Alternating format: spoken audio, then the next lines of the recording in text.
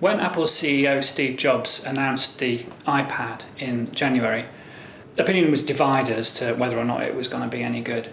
Since then, 3 million units have been sold, which may go some way to silence the iPad's critics. But what's it really like to use? We've had an iPad for the last couple of weeks, and I think we're now ready to answer the definitive question, which is the iPad worth it? There are three main thrusts to what the iPad will do.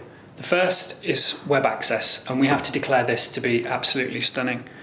Everything about surfing on it is just amazing, from the sort of tactile feel you get to browsing, right through to just the way that the screen and everything is laid out.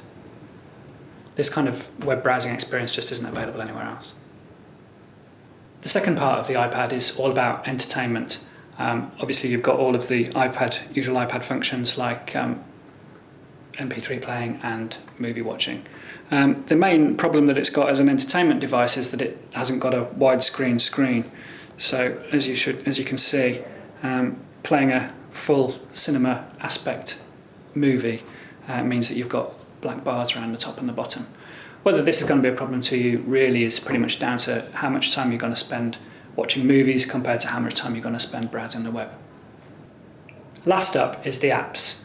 These are undoubtedly the crown jewels of the iPad.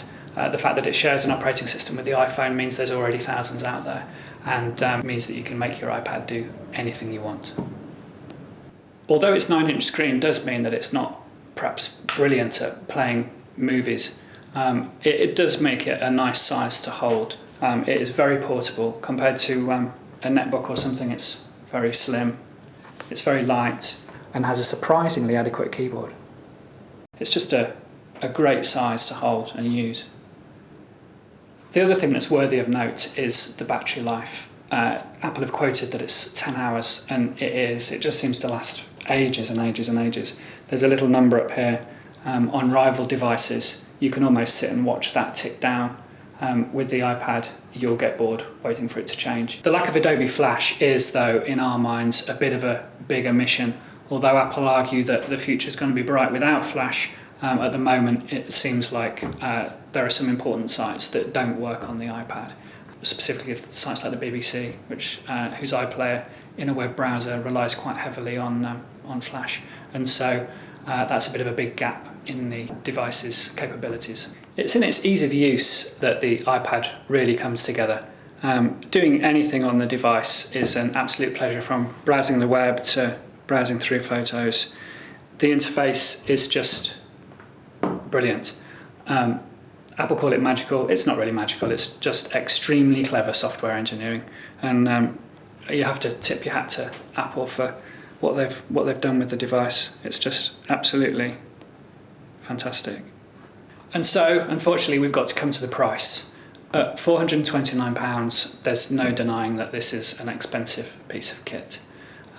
If you wanted the media player aspect of it for cheaper, maybe go for a smaller screen, get an iPod Touch or something like that. They're about £150. And if you wanted a computer, then maybe you could go for a netbook for £300 or less. But this is the beauty of it, is that it's an amalgamation of all these things. The weird thing about the iPad is that it's almost more than a sum of its components. Just spending 20 minutes playing with it, you'll want one. You know, once you're installing photos, installing apps, doing that kind of thing on it, you'll fall in love with it. Obviously the price is a problem, but if you can swallow that bitter pill, then this will undoubtedly become the crowning glory of all of your gadgets.